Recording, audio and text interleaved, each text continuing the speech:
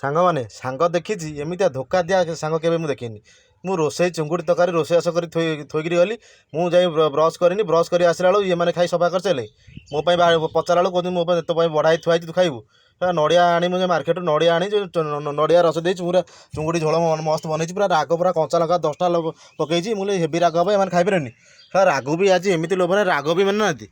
ହଉ ସାଙ୍ଗମାନେ ସିଏ ଯାହା ଖାଇଲେ ମୁଁ ଯେ ପୁରା ଦବେଇ ଖାଇବି।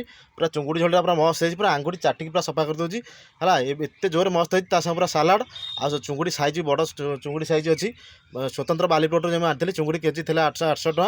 ପୁରା ସାଇଜ୍ ଚିଙ୍ଗୁଡ଼ି ପୁରା ମସ୍ତ, ପୁରା ଝୋଳ ପୁରା ହେଭି ମସ୍ତ। ପୁରା ତା ସାଙ୍ଗେ ପୁରା ଯେଉଁ ଅରୁଆ ନର୍ଗିସ୍ ସହିତ ଟିକେ ପୁରା ଆଳୁକୁ ଟିକେ ଚକର ଦେଇ ତାର ଟିକେ ସେ ଝୋଳ ପୁରା ଟିକେ ଗୋଳେଇକି ମିକ୍ସ କରିଦେଲା ତାର ଯେଉଁ ମଜା, ଓହୋ ପୁରା ମାନେ ଆତ୍ମା ଶାନ୍ତି, ପୁରା ହେଭି ଟେଷ୍ଟ।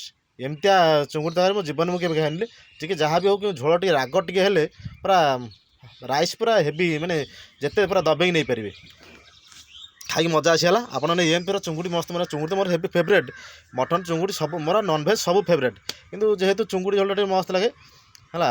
ଚିଙ୍ଗୁଡ଼ି ଝୋଳଟା ସ୍ୱତନ୍ତ୍ର ନିଆରା। ପାଣି ଆଖିଆ ମାଛ ତା ଝୋଳ ବି ଟେଷ୍ଟ। ଚିଙ୍ଗୁଡ଼ି ମାଛ ଝୋଳ ଟେଷ୍ଟ। କଙ୍କଡ଼ା